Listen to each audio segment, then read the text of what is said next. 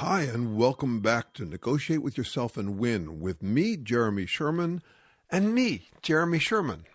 Today we're going to talk about second-guessing yourself. Ugh. Why, Oh, you know, awkward. Yeah, second-guessing can make us very self-conscious. Which I don't like. Never have. And yet you're enthusiastic about self-awareness. Sure, but that's different. How? Feeling self-conscious is distracting. You can't just be yourself because you're thinking about yourself. And self-aware is, Yes? well, self-aware is what you want to be. Interesting, right?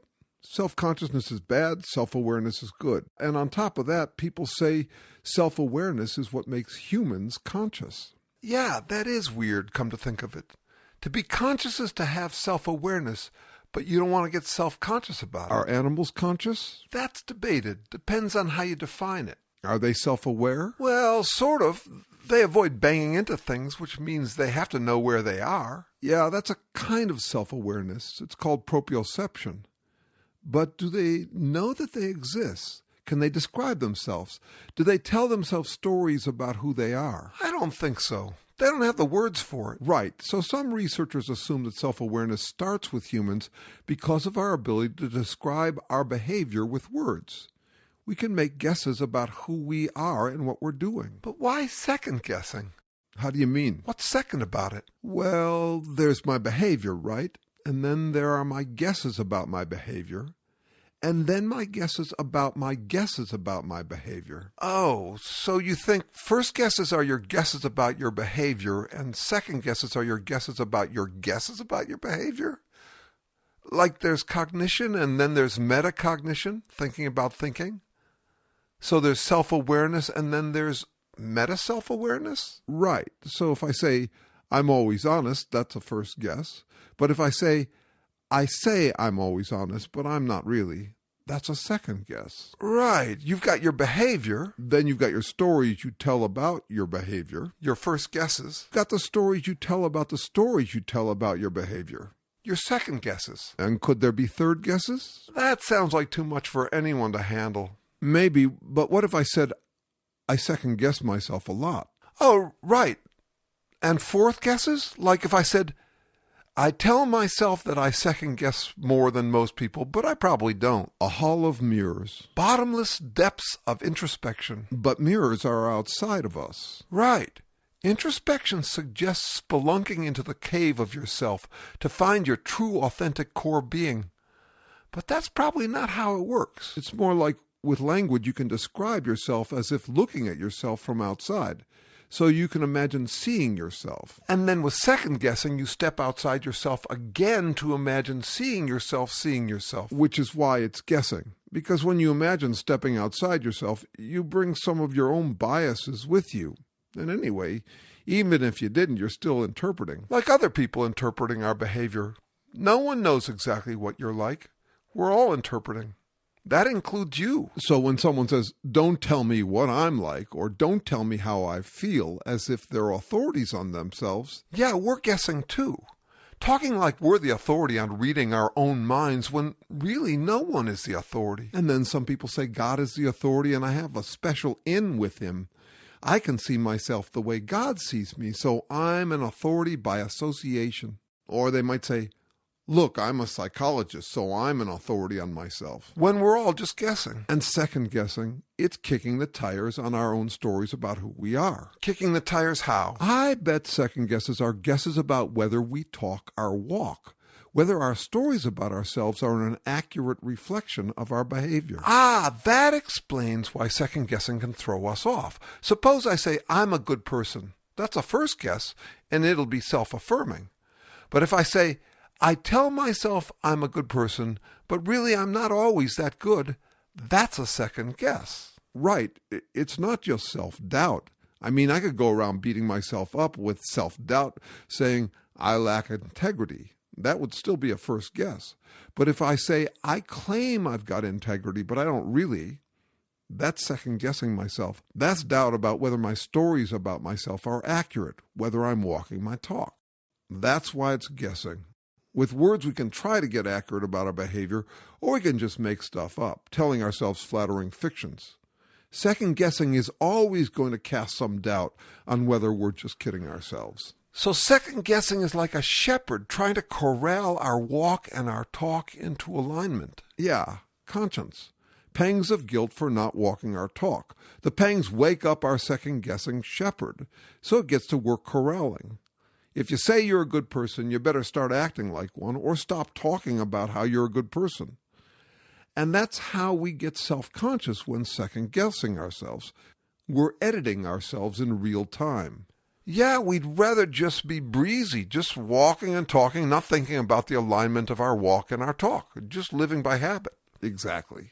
But wait, you just said that second guessing is always like a shepherd trying to corral your walk and talk into alignment. I don't think that's true. How do you mean? I think second guessing can be like a spin doctor or yes man, making up reasons why your first guesses are right. Agreeing with my self-assessment is like me having a spin doctor yes man for my spin doctor yes man. Am I telling the truth when I spin a positive story about my behavior, or am I just being my own spin doctor? I don't know. I'll ask my spin doctor's spin doctor. Oh, I get it. It's like Kellyanne Conway. Trump behaves the way he does, and he's also got a story about the way he behaves, and man, is it positive. It's like, because he's doomed if he ever leaves office, his only goal is to pretend he has an uninterrupted winning streak. People doubt him, and what does he do? He sends out a spin doctor for his self-congratulatory spin doctoring. Kellyanne, who he can count on to always give her unbiased opinion that the president is absolutely right in describing his behavior positively the way he does.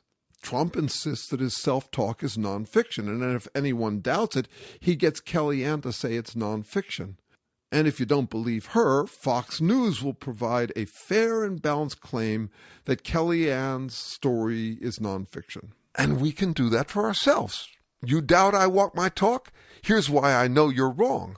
I checked with my second, third, fourth, and fifth guessing, and they all agree with me that I'm walking my talk. And by the way, they aren't guesses. They're self-knowledge.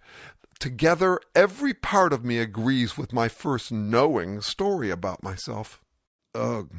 Exactly. So there you go. Second-guessing yourself like a shepherd can make you self-conscious, but the alternative, second-guessing yourself like a spin doctor, makes you obnoxious. Good. Hey, I'm wondering, we've got three basic parts. Right. Your behavior, your first guessing, and your second guessing. So I'm thinking maybe your behavior is like what Freud called your id. It's your behaviors, feelings, motivations, and habits. Oh, interesting. Say more. Okay, then you've got your first guessing, your intuitive story about your behavior, which is maybe like Freud's ego. Which, of course, wasn't about being egotistical. Freud's ego was your sense of yourself negotiated between your id and superego. And I'm thinking maybe second-guessing yourself is like the superego. Oh, I see that. When we talk about second-guessing as like a shepherd trying to corral talk and walk into alignment, that sounds like what Freud had in mind for the superego. Your id is your impulsive behavior. Your superego is your social pressure to get along with other people. The first-guessing ego is what gets negotiated between your id's walk and your second-guessing superego. Like feeling guilty when you don't toe your culture's line. Yeah, but there is this difference. Freud saw the superego as a voice inside your head about what society expects of you. It's like having to adapt to your culture. Now, your culture can be a reality check, but sometimes it can be a reality denier. I mean, think about having to adapt to our parents as representatives of our culture. Sometimes our parents teach us to be realistic, like telling us to watch out when climbing around at dangerous heights. But sometimes our parents represent unreality to us, like if your parents belong to some idealistic, unrealistic cult and you feel pressure to conform to their beliefs. Oh, so there's a difference. If you're a member of a cult like Trump's, you'll feel superego pressure to align with unrealistic self-affirmation. Come to think of it, that's second-guessing as a yes-man spin doctor for your spin doctor ego. It suggests a different interpretation of the word superego. If your superego keeps confirming your ego, it's not above the self like the superego Freud imagined. It's pretending you're a larger-than-life super-self. Superego as Superman. Right, it's not second-guessing, it's, get this, second-yesing yourself instead of second-guessing yourself. Oh, that works. So we have a choice between two ways of dealing with our first-guess self-deception. We can second-guess it, or we can second-yes it. Second-guessing versus second-yesing.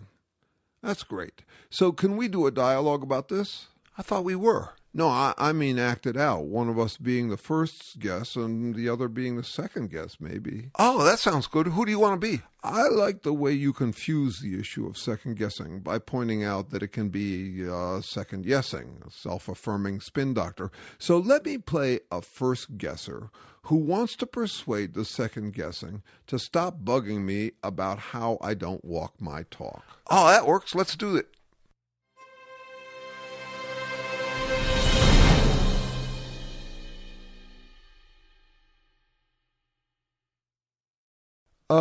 Did you just say that about yourself? What? Did you just say you're always honest? Oh, come on. This again? No, did you? What? Did you just say you're always honest? I don't know. You did. I heard it. Maybe I did. So are you? What? Are you always honest?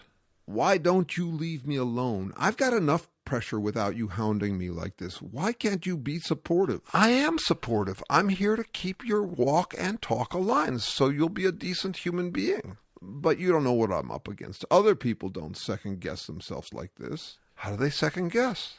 Self-affirmingly. You're always on my back, always trying to shepherd me into alignment. They don't have that problem. Challenge them on walking their talk, and what do? They simply insist that they are, and how dare you imply that they aren't? They don't second-guess themselves at all. They second-yes. They don't try to guess whether they're guessing right about their behaviors? They don't second-guess themselves. They second-know. Ask them to look at themselves, to wonder whether their walk and talk match, and they'll just insist that they do, that their walk and talk are the same, and shame on you for doubting it. So like if you challenge them on whether they're honest, they'd say, yeah, I'm unbiased. I know myself. I've checked with myself, and you're wrong. I am being honest. I do walk my talk.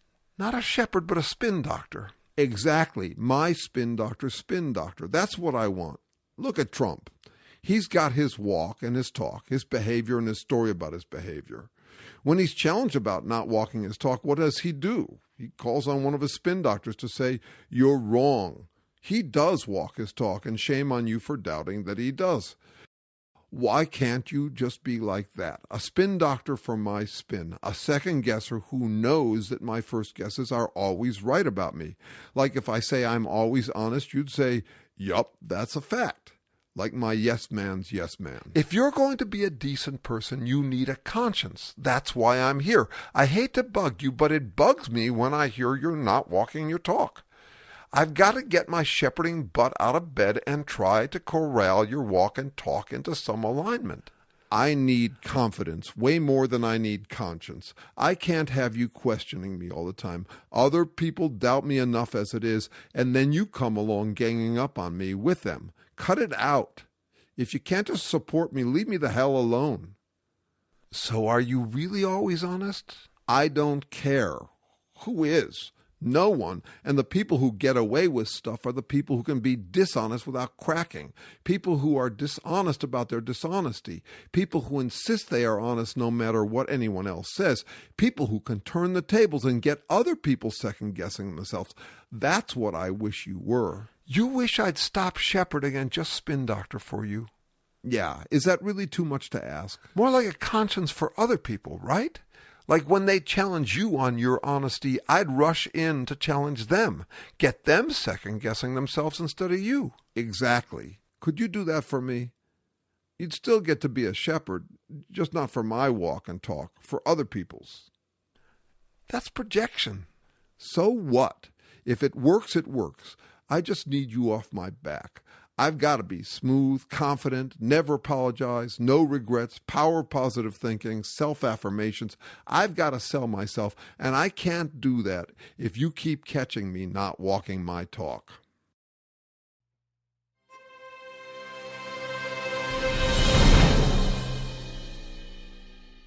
Hey, okay, that's our show. It was a lot, I think. Well, a hall of mirrors always is. True, but I need a nap after all that. I'll join you. Before we go the usual, please subscribe, share, like, listen, and listen again. And thank you for listening again.